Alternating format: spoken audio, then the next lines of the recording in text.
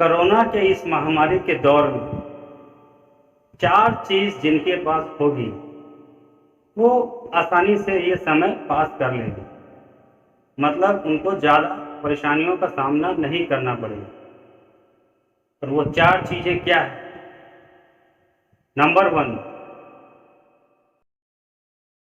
Healthy body, यानी कि स्वस्थ शरीर।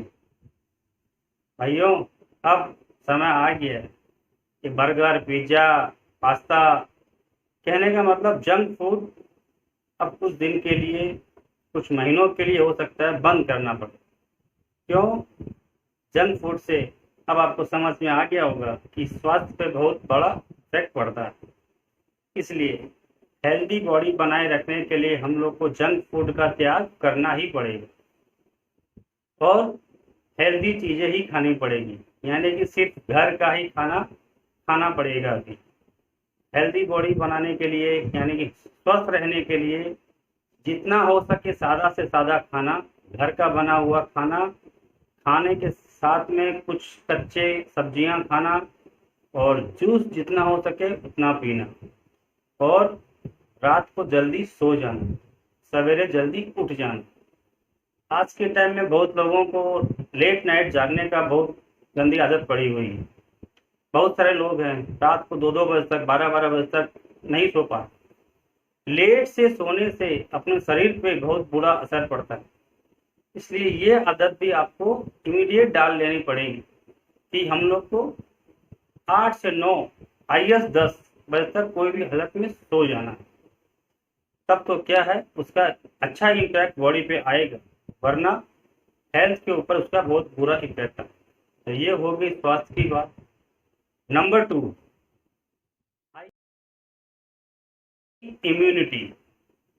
आज इम्यूनिटी का दौर चल रहा है, अभी चारों तरफ इम्यूनिटी बढ़ाओ, इम्यूनिटी बढ़ाओ। बात सही है।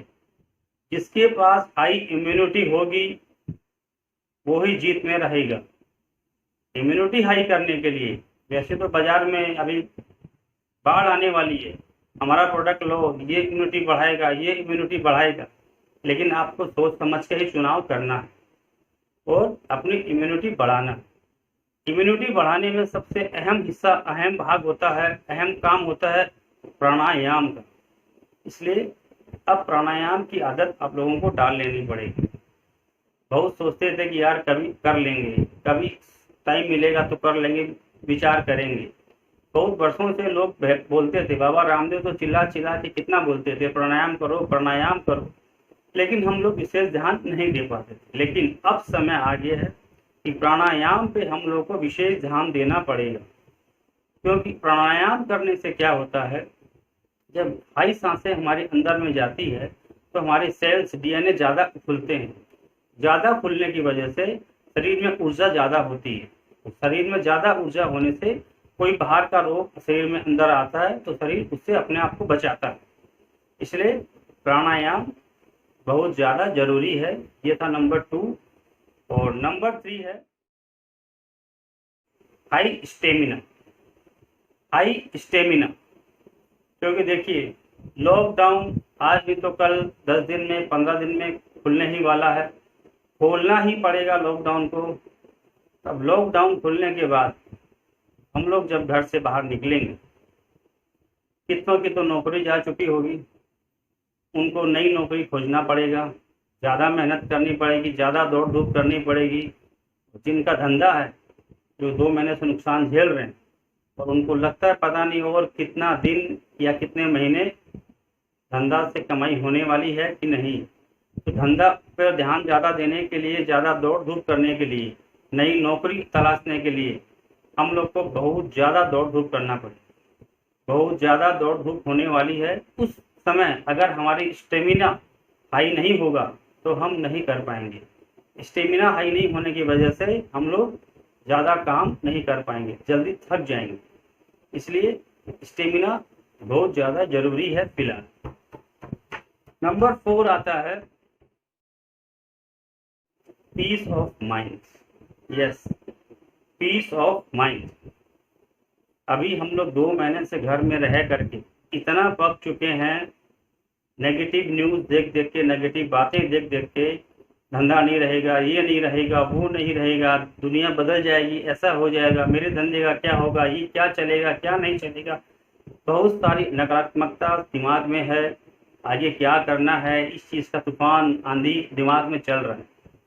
अगर यही चलता रहा तो लॉकडाउन खुलने के बाद भी हम लोग, अगर दिमाग शांत नहीं रहा तो सही डिसीजन नहीं ले पाएंगे, शांति से नहीं सोच पाएंगे कि क्या करना है क्या नहीं करना है, क्योंकि दिमाग में शांति नहीं है, पीस ऑफ माइंड नहीं है। इसलिए पीस ऑफ माइंड, दिमाग की शांति बहुत ज़्यादा जरूरी है। दिमाग की शांति रहने से क्या होगा, सही चुनाव कर पाएंगे, क्योंकि अभी तो आपको समझ में आ रहा है कि भाग दौड़ बहुत है। तो अब इस ज़्यादा भाग दौड़ भरी जिंदगी में क्या सही है क्या गलत है, ये चित्त में से सोचना पड़ेगा। और यहाँ जब तक सही चीज़ समझ में नहीं आएगी, जब तक सोच नहीं पाएंगे। और यहाँ सही चीज़ कब समझ में आएगी, जब ये शांत रहेगा, यहाँ पे तूफान लहरें कम रहेगी। शांत चित्त के लिए आपको सबसे ज़्यादा एक ही चीज़ जरूरी है, वो है मेडिटेशन। आपने सुना तो बहुत होगा मेडिटेशन, सोचा भी होगा कि हाँ कभी करेंगे, कभी करेंगे, देखेंगे। लेकिन अब आपको मेडिटेशन की भी आदत डाल लेनी ही पड़ेगी। मेडिटेशन ही एक ऐसी चीज़ है जिसके द्वारा आप अपना दिमाग शांत रख सकते हैं। दिमाग शांत तो सब कुछ शांत। दिमाग में आंधी तूफान तो बाहर में भी आंधी तूफान। इसके लिए मेडिटेशन बहुत ज़रूरी है। आप लोगों को मेडिटेशन आता है कि नहीं आता मुझे पता नहीं, बहुत लोगों को नहीं भी आता। लेकिन एक टिप्स मैं आपको बता देता हूँ, एक आसन मेडिटेशन का, जो कि ABCD बोल सकते हैं उसको, वो आप पक्का सीख लीजिए, ज़रूर सीख लीजिए, काम आएगी। वो है, आप कहीं भी अपने घर में बैठ जाइए, हॉल में, रूम में, चाहे टीवी चल रहा हो, चाहे बच्चे खेल रहे हो, उससे कोई फर्क नहीं पड़ता।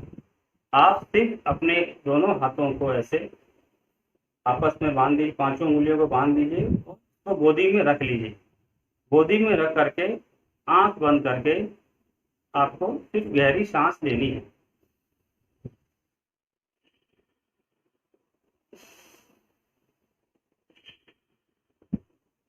सिर्फ सांस लेनी है, सांस छोड़नी है, सांस लेनी है, सांस छोड़नी है, और कुछ नहीं करना है। ये शुरुआती चीज है मेडिटेशन की, और ये आपको आंख बंद करके ही करना है। मिनिमम 15 से 20 मिनट दिन में 3 से 4 बार।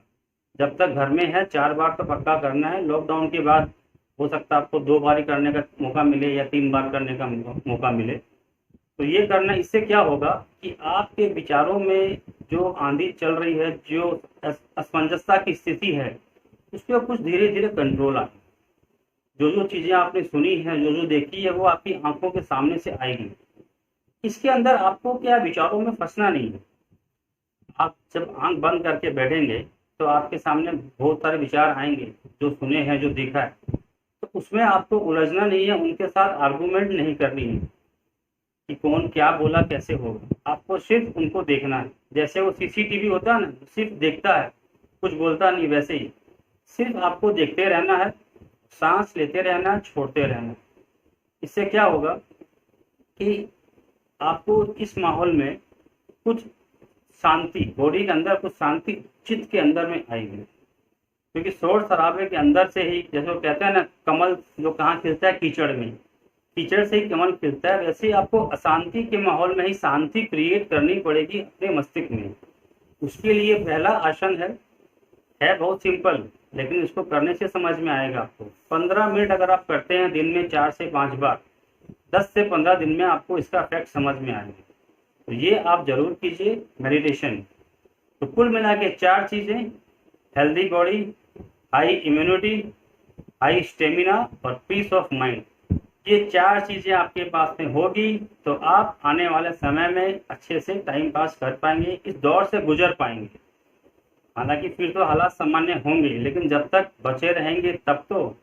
इसलिए ये 4 चीज़ें, मेरा विशेष आग्रह है आपसे, ये 4 चीज़ें की कमाई अभी जरूर करिए आप। Thank you. मुझे मेरी बातें अच्छी लगी हो, लाइक कीजिएगा, सब्सक्राइब कीजिएगा।